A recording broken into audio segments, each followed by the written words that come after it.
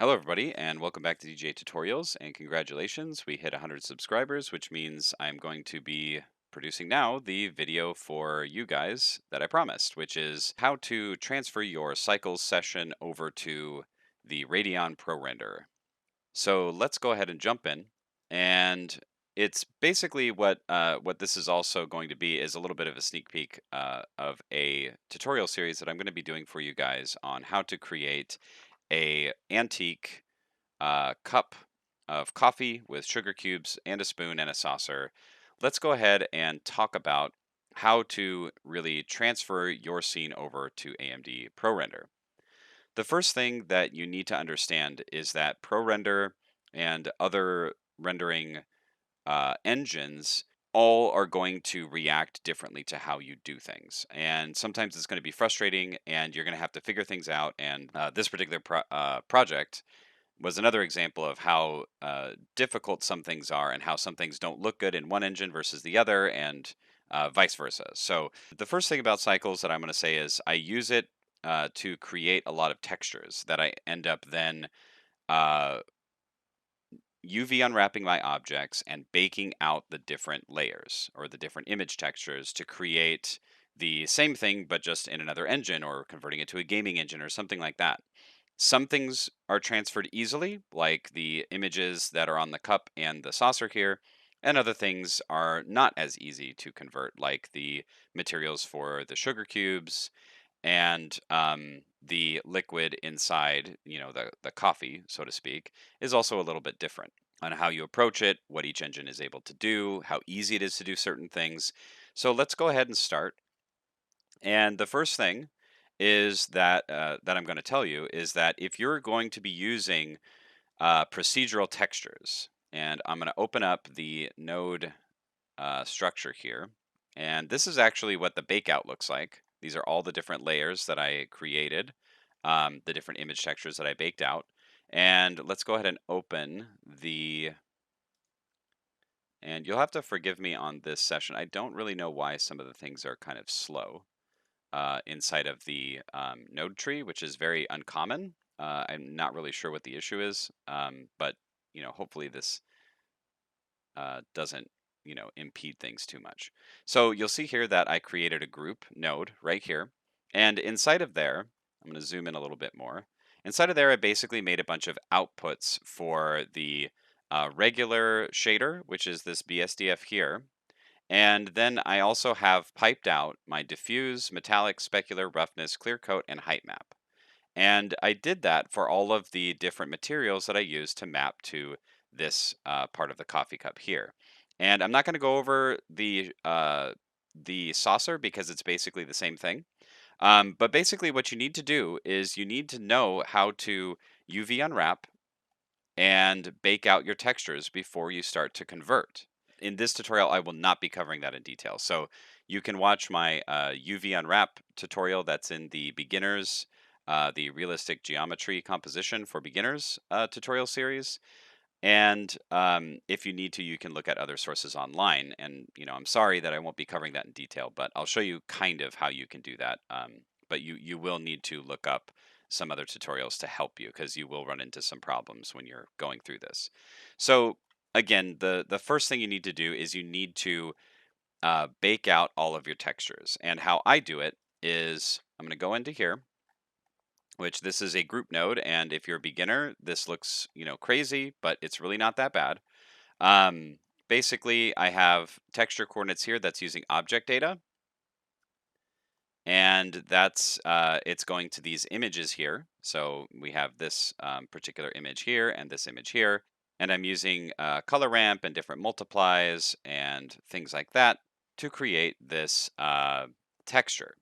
And the reason why I say you really need to export out your image maps and everything is because different engines don't react the same or don't support the same types of nodes that are in here, but pretty much all of them support image maps for your texturing. So it's very important that you make sure that you create bakeouts of all of your different maps that you do. Now, I went a little bit in detail. I have a diffuse, metallic, specular, roughness, clear coat. I also have clear coat roughness and height maps.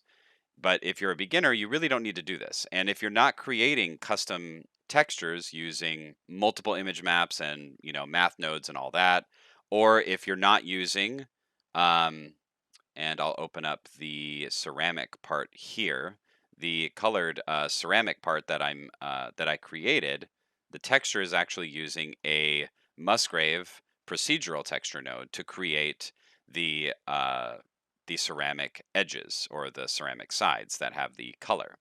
So if I put this on here so that you can kind of preview this, or that we can preview this using the preview Eevee engine, you can see that that Musgrave is making this texture here. Okay. And the ProRender does not use that particular procedural node right now.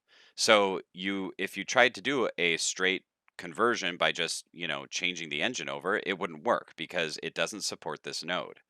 And that's to be said for most of the different unique procedural nodes, besides like noise and a couple other ones.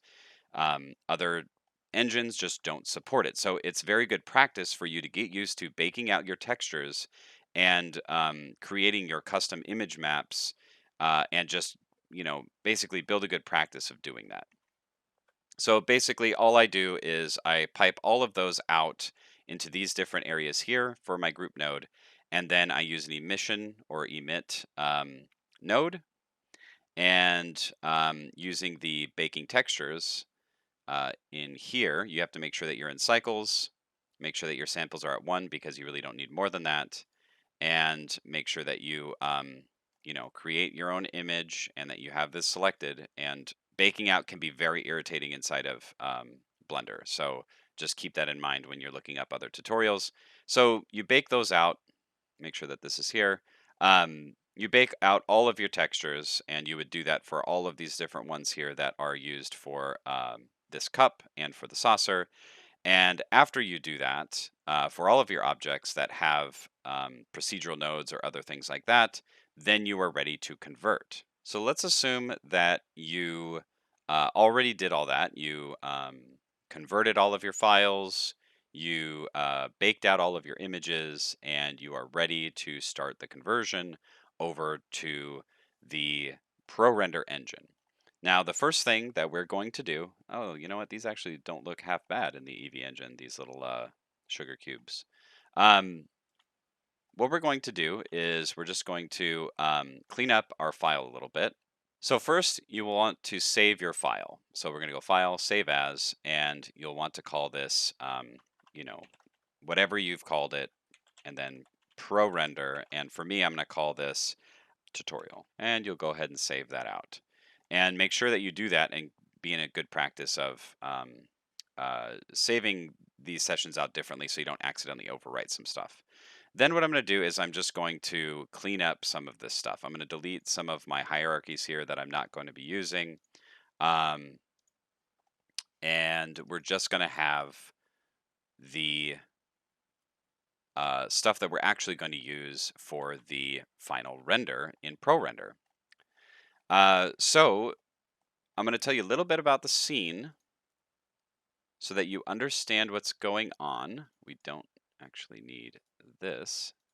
So what we have here is we have a flat plane where an image is mapped for a PBR texture for wood, like a wooden table.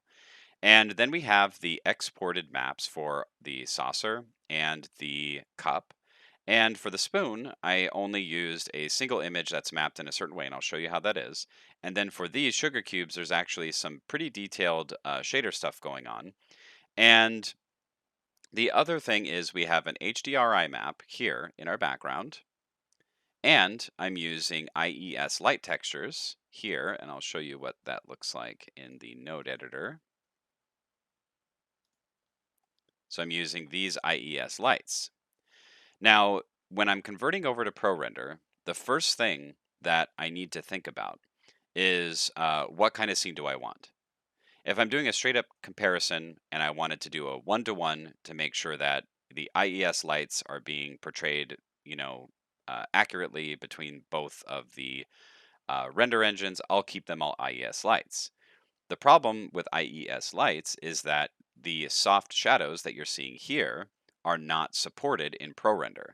So our final is not actually going to have IES light textures. So that's something to keep in mind. Okay. The other thing is, if I click on these sugar cubes here, these nodes right here, the translucent, the glass, the volume scatter, these are not supported in the ProRender either. They use different nodes. And you can see right here, I used a Voronoi for this. So these are all going to have to be changed. Now, you could bake this out if you wanted to make that texture unique, but we're going to use a noise texture instead. It's going to work just fine. So the first thing that we need to do to start converting this over is you need to go here to your render setting.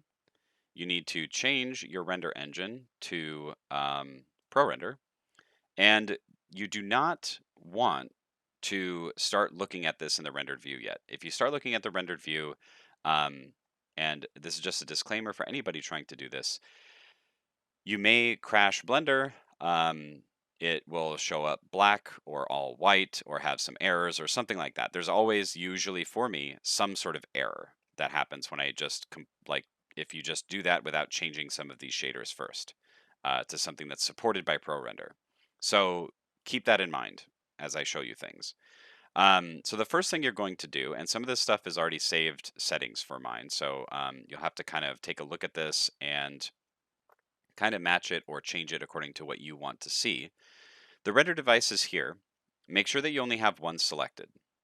And for those of you who are only using a CPU, some of the ways that the shading is calculated is different using CPU versus GPU rendering. I don't know why. I think it's a bug, but it is what it is. The other thing is I use a single GPU because using more than one tends to kind of slow down everything. So I just use one. Okay. The next thing that we're going to do here is I have a separate viewport for the render devices versus preview. And what you want to do is if you're going to check this box on, which is what I tend to do, this will control your viewport. So you can leave this on 1. And then when you do your render, your final render here, you can put this on 2. So this will, on your final render for this scene, it will use both GPUs, but for just the viewport, it just uses 1. So it doesn't have that issue with the viewport that I was just talking about. The next thing here is these samples, and we have a viewport and preview sampling here. And a lot of this is covered in my ProRender crash course video. So if you really want to have the details on all the stuff, you can kind of look through there.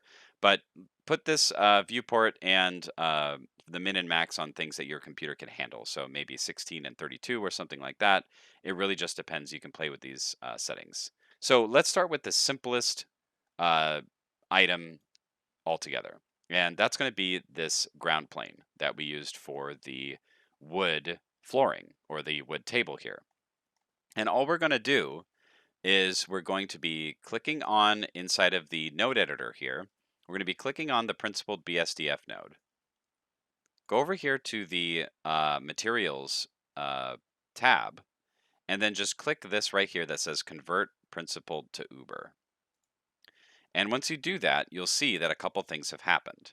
Number one, the principled BSDF is now up here, and we can actually delete this. So I'm going to go ahead and delete this guy. Then you can see that we have now a RPR Uber node. And all this is basically a whole bunch of different types of shaders that are all built into one giant shading node.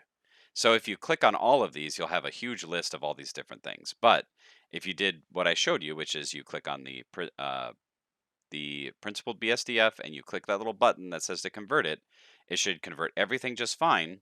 And if we were to look at that, which let's actually move this. Looks like we were in local view there.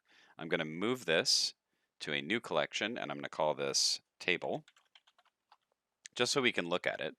I'm going to save, turn off everything else, and let's just take a look at this table. And you can see that now there is a texture on here. Now it doesn't look great because the background doesn't actually have the HDRI. It's just a white background there. But you can see that it has converted it to this shader here. And we're not really going to do much with this right now. Once we have everything else converted, we are going to deal with it then.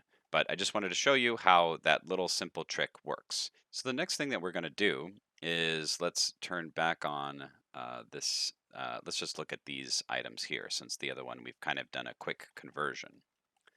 So with the cup, and what I've noticed when you have something really complicated like this, is that you kind of have to do this by hand. It doesn't really work to convert this clicking on the principled BSDF and then clicking this one here. It kind of puts stuff in the wrong place and it does some weird things. So what we're going to do is we're actually going to delete the principled BSDF node here. And we're going to do this all by hand. So if I hit Shift A, go to Shader, RPR Uber, here's what it looks like just, naturally by itself. And we're going to take the base color here, and you're just going to pipe that into the diffuse color right here. So your base color, or whatever you've baked out as your diffuse map, whatever the main color is, the color space should be sRGB. Now there is going to be an issue with the color, and I'm going to go over that in a minute, but just do this for now. The next thing we're going to do is, you see where it says here, metallic. So for all of your metallic stuff, anything, if it's images or anything else that you're using to run metallics through your image or for your shading, you'll want to turn on, not turn on, but you'll want to look right here for reflection metalness. And that is where you want to pipe this metallic into. So you take this and you put that right into the reflection metalness right there. Then I have my specular map right here, and that is going to go into the reflection weight. So how this works is, when you have these weights, it's basically when you use a mix shader and you go between the two. So if I were to have the principled, uh, let's actually do something else. So I'll just show you. So a mix shader, basically, if you go left, it's, if 0, it's going to be one of these shaders. And if you go all the way to the right, it's another shader. And that's basically what this is here. It's basically saying, okay, I want a diffuse weight fully into this by either a 0 or a 1. Or you can do an image that will pipe it in as a black and white image that will drive uh, how much weight that thing has. So if you want something like a roughness map, or sorry, specular map here that says put reflections here and don't put reflections here, that's where that goes. That's where your reflection weight goes. Don't worry about reflection color right now. Now for the reflection roughness, what we're going to do is just take our roughness map here, and we're gonna, I kept the color ramp from before, and I'm just gonna take this color, I'm gonna put it right into the reflection roughness. I'm also gonna take that and I'm gonna put it into the diffuse roughness. Now you can keep these separate. You can use two different maps, or if you don't have any image maps and you just wanna control those differently, you can do that. But for the purposes of how we're gonna be making this material, this is what's going to work. So I'm just gonna put this color ramp right up here, and I know it's starting to get a little complicated, but it is what it is. So the next thing that we're going to do is we have from after the roughness map here, we have a clear coat. And if we look at the PBR Uber, you can see this right here that says coating. When you click that on, a whole bunch of other stuff shows up, and you can see how really complicated this is starting to get. So the coating weight, again, just like the reflection weight, you want to throw your clear coat, which is what I made here. I have a black and white image for the clear coat. That goes into the coating weight. Then I have a clear coat roughness map that I made, and that is going to go into the coating roughness. Boom. And you can control the thickness, which is interesting, and you can play with that if you want. I'm not doing that for this particular material, but you can play with that if you want. The next thing here is the height map, or the bump map, or whatever you want to call it. basically a black and white image that gives a little bit of a bumpiness to the surface. That's piped into the bump node here. And then if we go up to the PBR Uber, or sorry, the RPR Uber node, which is the PBR shader, you can see right here, if you click on normal, and if we look down at the bottom, there it is. And there are ways to separate some different things, but don't worry about any of that right now. Um, so go ahead and take the bump and you pipe that right into the normal there. Then you'll take the shader and pop it into the surface. And what we're going to do is we're going to move this with M, new collection. We're just going to call this cup just for now so we can take a look at this by itself. I'm going to save and then go to rendered view. So what's happening right now is, well, we have the image. It's all piped in, but it's reflecting the background. So what I'm going to do at this point to show you guys how to actually get the background set correctly, we're going to introduce the image-based lighting, which is the environment light that's used in ProRender. So we're going to go to Open. I'm going to go to where I have my HDRIs. I'm going to pick my image, which is this one here. Set the intensity to 0.15, which is what the cycles render was. And I'm actually going to change the intensity. I'm going to pop it up to a 0.5 for now so we can see a little bit easier.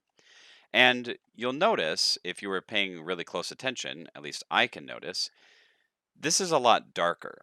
This blue is quite a bit darker from the actual image that I rendered out. And if you look at the color of the metal, it's quite, silvery. It's not so much gold as it was before. And that's because, for some reason, how the images are projected inside of ProRender, um, it kind of makes the diffuse image map a little bit darker. Again, I don't know why. It just kind of does it. And how you fix that is if you go over here into your shader, add color gamma, pipe the color into the color part, change the gamma to a 0.5, and then take the color and put that into the diffuse color. That's going to give you a more accurate color representation that you actually rendered out. So again, I don't know why it does that just naturally. It might be a bug with how it's projecting images, but that's just what it does right now. Now you may be asking, okay, well that's great, but what's with the metal? Well, the really great thing about ProRender is how it deals with reflections. And if you look at the RPR Uber node, you'll see here there is a reflection color section. And if you take this and you change this to another color, it will actually reflect a different color. So the base image that you're projecting looks like it does. And then the reflected color you can alter and change depending on what you're doing. So if you wanted to make a reflection color image map, you could do that and pipe it into there. Or you could just make it a one solid color, which is what I'm going to do. And to make it look more gold, we're just going to do something like that. And you can see that now the metal is reflecting a more gold color rather than the silvery color. So that's basically going to be it for the cup and the saucer. They're basically going to have the exact same type of material. And what you can do is we can take this and we'll call this, instead of material, let's just call this cup. And let's open up our final here. And we're going to take the saucer. And instead of choosing this saucer one here, if we go to cup, and we hit this one here that says add new material, and we call this one saucer convert, all we basically have to do is go in here and change all of these images over to our saucer. And I'm going to do this really quickly. I'm going to speed up the footage so you can see how I do it.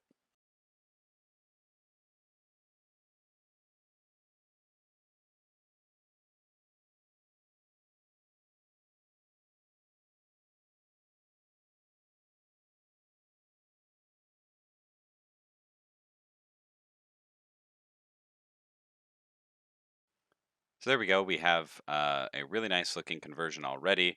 We have the saucer and the cup both completely converted over, and it's looking really, really nice. So the next thing that we're going to be taking a look at here is we're going to look at uh, the liquid right here. And in order for us to really pay attention to this, I'm going to move this to a new collection, and I'm going to call this coffee. Okay. And the way that ProRender deals with fluids or liquids is actually really interesting. And I think it tends to look quite a bit better than the way that Cycles just naturally does it with the BSDF.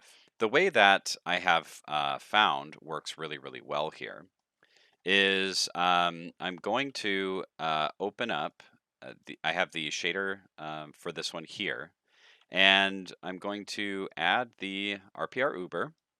And just a note, you can look at these principled BSDF straight into the output here if you wanted to, but um, I don't like the way that these look compared to the RPR Uber. I actually think these look great compared to this.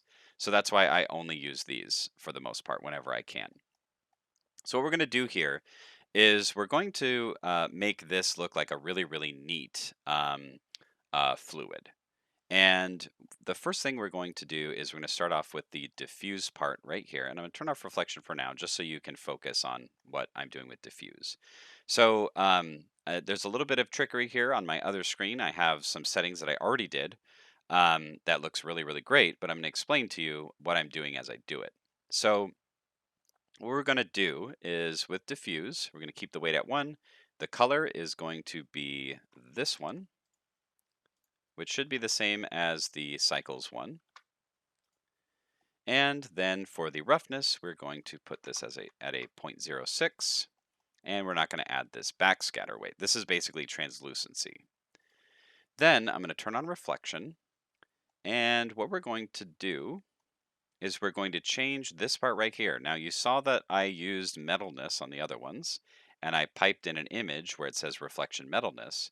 But what's really neat about this engine is that it will create a reflection based on its IOR, or index of refraction. And it works really, really great. And I'll show you how this works on some other materials so you can kind of understand it. But basically, it uses the idea that as objects are more and more at an angle or rounded towards an edge like this, it becomes more reflective and it's more diffused or rough the more straight on you are to that object. And it kind of uses that in order to create this reflection here. And while we're doing this, I'm actually going to go ahead and take the shader and put it into the surface. And we're going to kind of preview how this is starting to shape up. So again, this doesn't look great right now, but we started with the diffuse, which looks like that. And then we added a reflection. And we're going to change a couple of these things here. So the reflection IOR, we're going to keep at 1.5. We're not going to do any of this. So actually, this is fine just as it is. Then we're going to add the refraction. So you click this, and now it looks more like what you would expect to see a glass to look like. Okay? And for the refraction, we are going to add what's called a absorption distance. And the absorption distance is basically like how a volume, it basically adds like a volume to this specific type of shader. So we're going to add a little bit to that. And you didn't see anything yet because this absorption color is different. But if I change this to like a blue, you can see that now there is a kind of like a volume color going on inside of the glass. And if you change the absorption distance, you can see how that actually changes the coloring of that glass, which is pretty neat. And it's really fun to play with this stuff when you have multiple glass shaders. And the way it renders is really, really fast too. There are some things that are making it faster that we'll deal with later to make it more like a cycles render. But anyway, we're going to change this to this color here. Then we're going to change this to a 0.2. And that's going to give us our coffee color.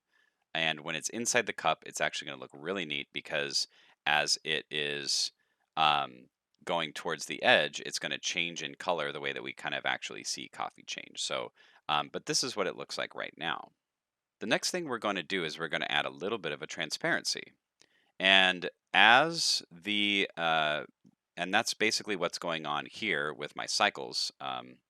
With the cycles engine and the shading here. I have a transparent node, and then I have the principled BSDF here, and this is driving the transparency between these two.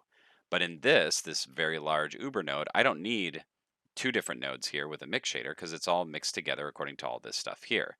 So all I'm going to do is I'm going to take this, I'm going to pipe that right into the transparency, and now you can see that the very edge is lighter because it's more transparent than the center part. And if you wanted to, or if I wanted to, I could change this to make this darker and change how everything else is reacting and the absorption distance. And you can change the reflection color to something else. So you can see that instead of that bright white being reflected, it's more of this caramel color. You can make it blue. You can make it whatever you want. You can actually even put an image in there to have the reflection be the image. But I found that the white actually works really well on this particular scene. So that's going to be it for the coffee. And we're actually going to take this and I'm going to just drag that right inside the cup. And I'm going to delete this here. And let's take a look at these three items together. And there we go. We now have our cup with uh, our fluid or our liquid inside and our saucer that has been fully converted over to this engine. So next thing that we're going to do here is we're going to take the spoon and we're going to convert that over. Now, one thing that I did not mention previously is that this one is using this texture coordinate that says object. Now, I said to you guys before that you need to make sure that you UV unwrap everything. And this particular spoon does have a UV unwrap, but it was using the object data in the cycles. Really not that much of an issue. I'll show you how we can just basically do a really quick, change this, put this in here and do a couple things. But I just wanted to mention that before we start to convert this. So let's go ahead and move this into the spoon layer that I created. And we'll just look at this on its own. And what we want to do first is go ahead and click the principled BSDF here, click the convert principled to Uber. So now we have the Uber node here. I'm going to delete this one. I'm going to change both of these to non-color because since they should be black and white values going into the roughness and the bump map, it will make it read this information easier. The next thing I'm going to do is I'm going to change this from object to UV. And let's go ahead and take a look at this. And you'll see that this looks like a plastic spoon or something. Like, what's going on? Well, that's because it looks like it did not change the reflection metalness properly. So let's go ahead and change the reflection metalness to a 1, which means that it's metal. Then, in order to make this look more like a real metal, you're going to take the reflection color and you're going to make that lighter. It should always be lighter than your diffuse color.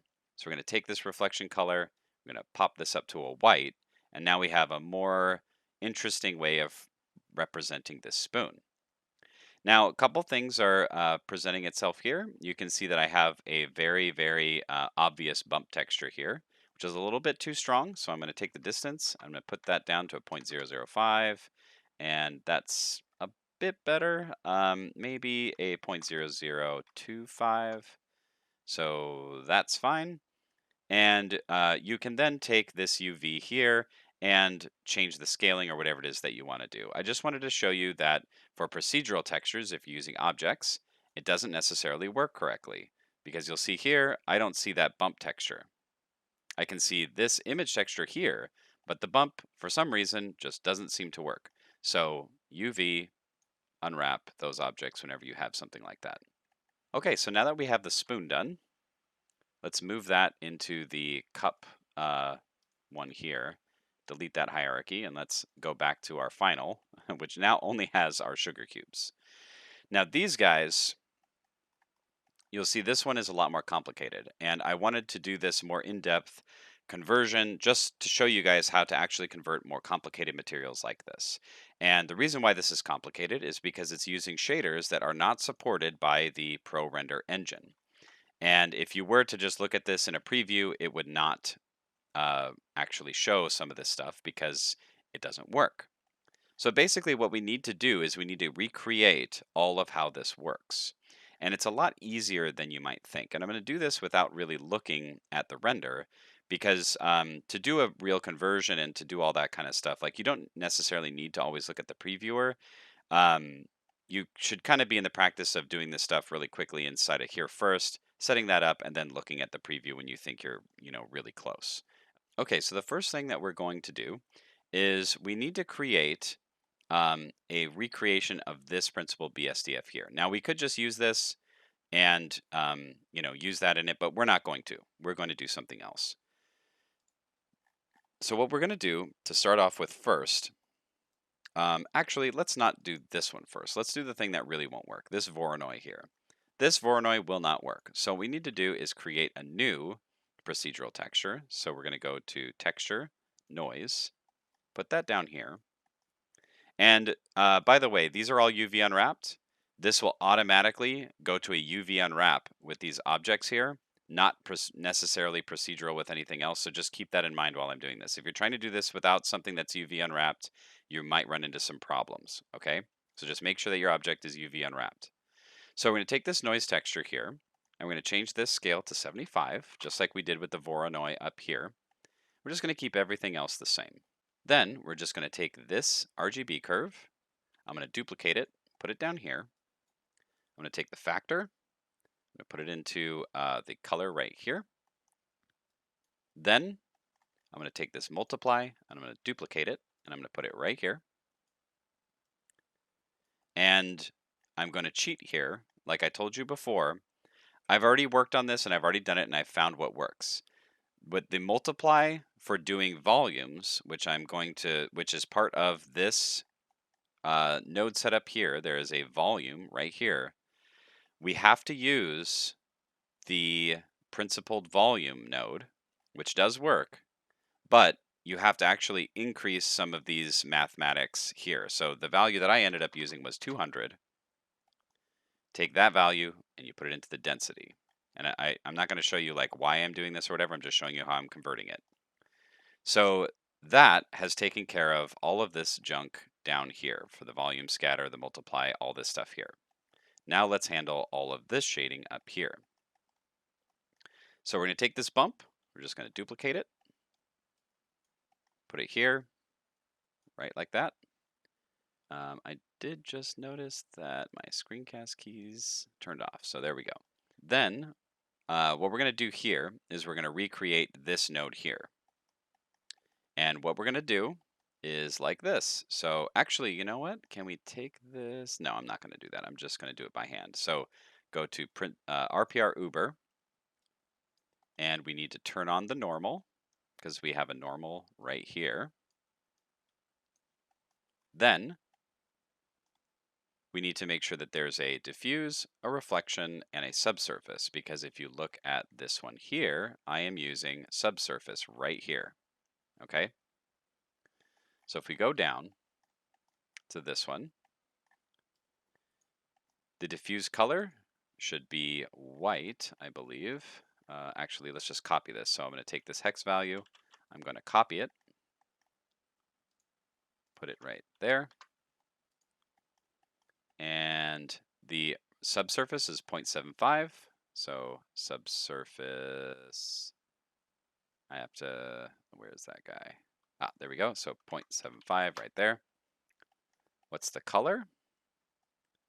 So we go subsurface, here's the subsurface color. I'm going to take that, copy the hex value, shove that in right there. Don't worry about this stuff right here. I'm not going to worry about it. Actually, I found these to work.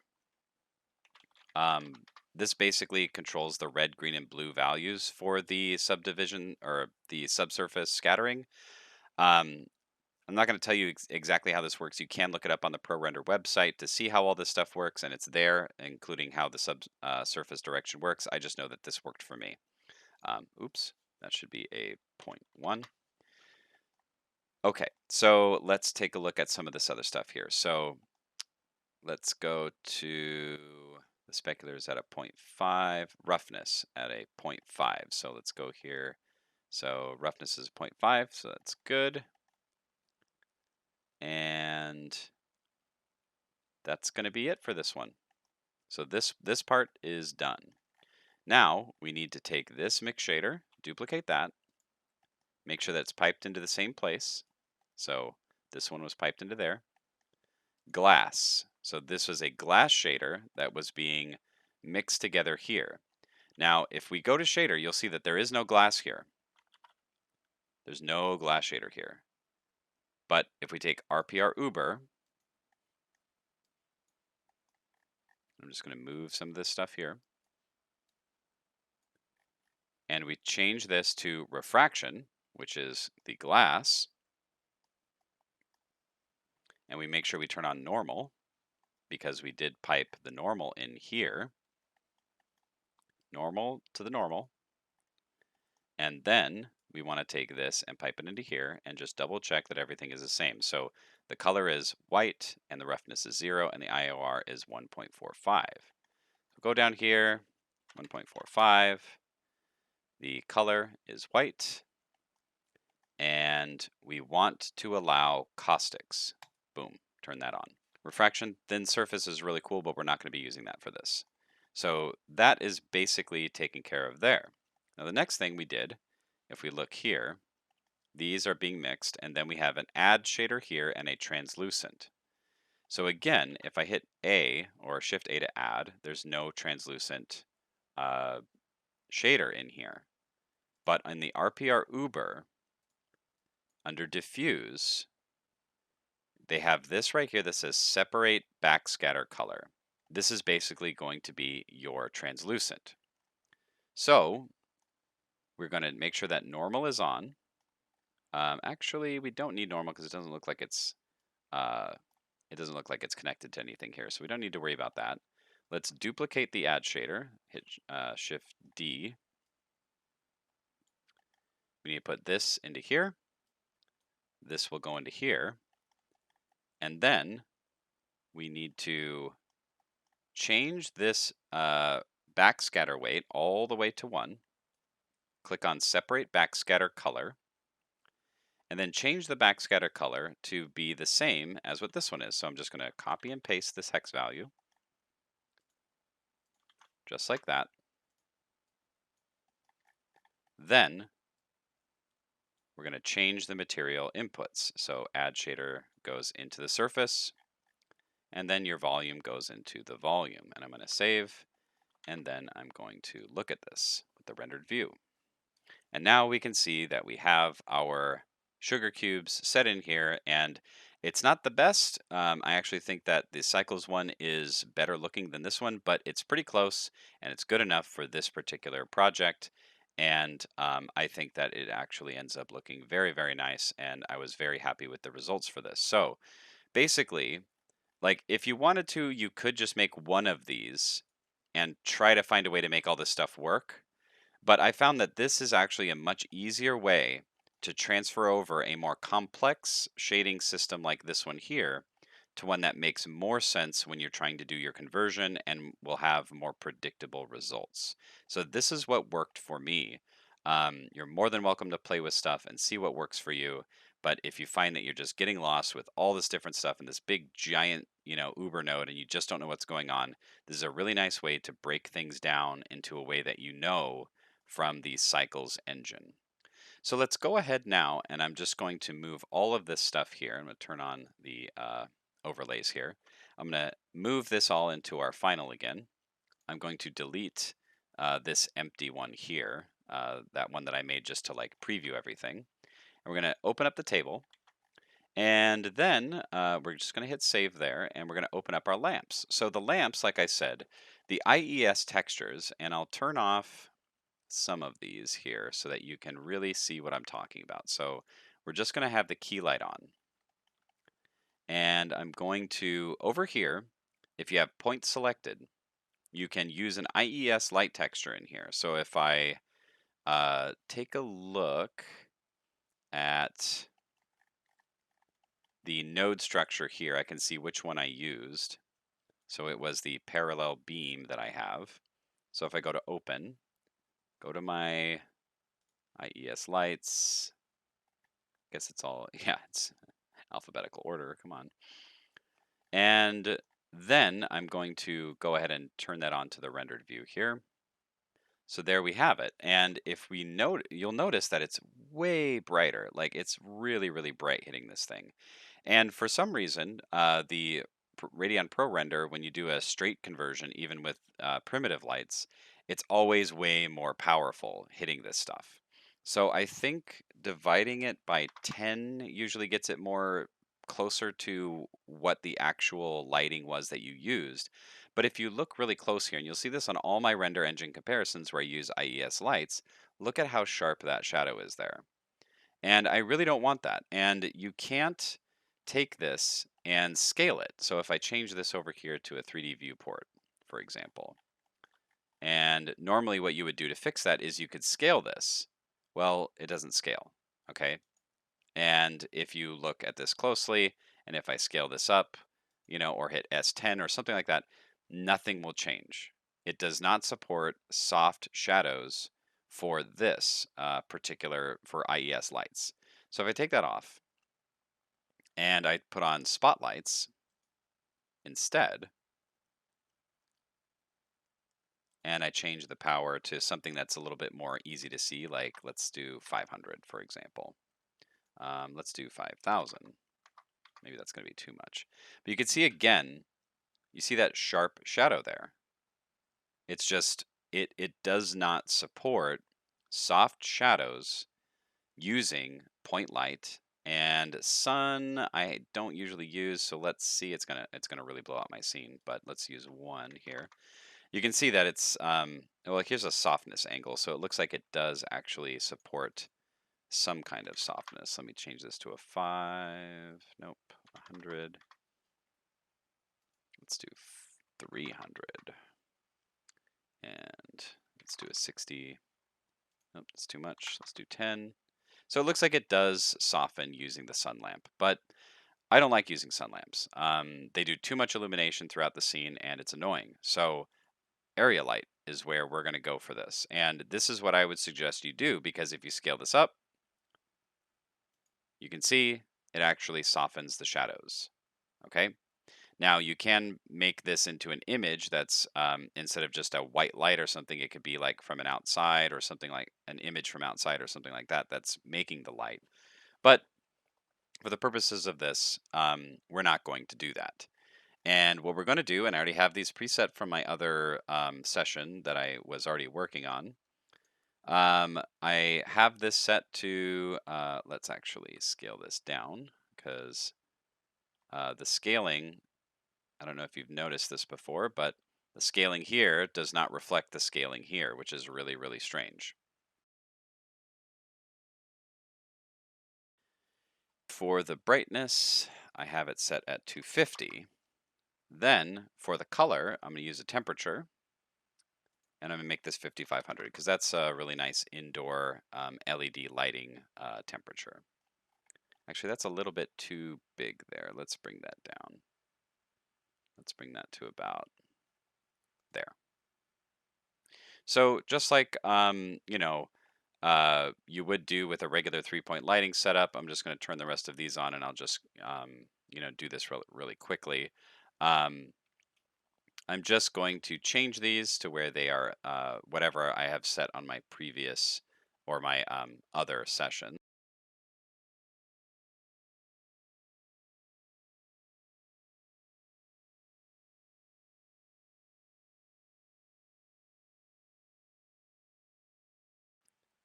And I could play with that more. Now, the thing I want to show you is the ground here. So let's just say that we have our lights set up for everything else, but the ground really is kind of lacking as far as you know, like it looks okay, but I don't know, there's just something not quite right about it. It just doesn't feel like it's very, detailed or something. There's just something not quite right. And so we're just going to fix a couple things about it. I'm going to change this to the shader editor. I'm going to keep this open over here. I'm going to show you how this IOR really changes the reflection on how it's done here, and also how the reflection color will change how some of this stuff works. And we're going to do a couple adjustments um, using a couple nodes that we're going to add in here. So if we go in here and we just change this to IOR, you can see that it changed how the reflection was being handled here. It looks pretty different, but not as different as if we just took this reflection color completely off and take a look at it. And now you have a change in how the reflection is being calculated by the angle in which you're seeing it. And what we're going to do is we're going to change how the roughness is being calculated and also the specularity by adjusting this reflection weight with a one of these image maps here. So we're going to add a color ramp and we're going to put it right here. And this is going to pipe into the reflection roughness. Okay. And again, I have these settings already. So it's going to be, for this one here, it is at 0.158. And then we're going to add another, I'm just going to duplicate this color ramp. And we're going to change how the reflection is being calculated by making basically a specularity map and putting this into the reflection weight.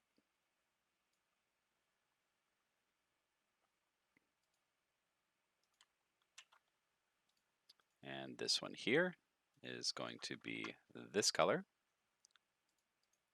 And this one here is going to be completely white.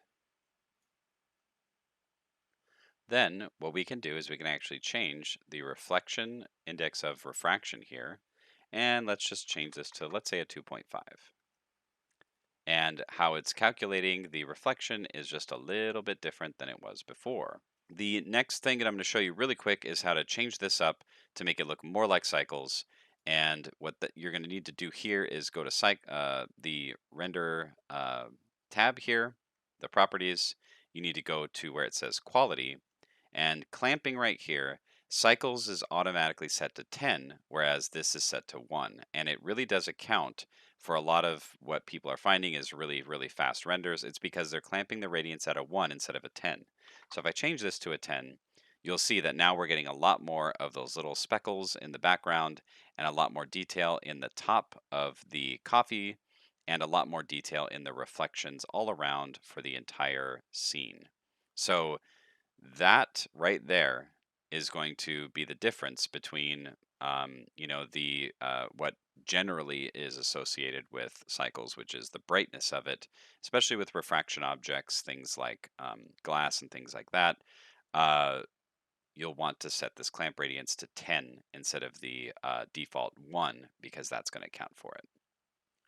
The last thing is the background should really be something like a 0.15, which is what it was in cycles. And the other thing that I did in cycles was I actually rotated the background 180 degrees. And where it says gizmo here, that is the rotation. And just to kind of sell the idea more about how that IOR reflection works for the table, is if we take this and we just change it back to metalness, you can see that how it's calculating the reflection is quite a bit different. And if we change it back to IOR, there's a lot more of a natural feel to how it is calculating that reflection. So from here, all you would need to do is make sure that you put your render settings correct. Make sure that this is set to full up here, which it should already be from default. I never change that. You can change the amount of ray depth by going up to 50 on all these and making it a full sample like I did with my final render. And you should basically get something that looks really nice if you follow some of these steps and dig into what I was teaching you how to do here. Thanks for watching, and if you like this video, please hit the like button and subscribe, and make sure that you hit the little bell icon to notify you when new videos are uploaded. And I will see you next time on DJ Tutorials.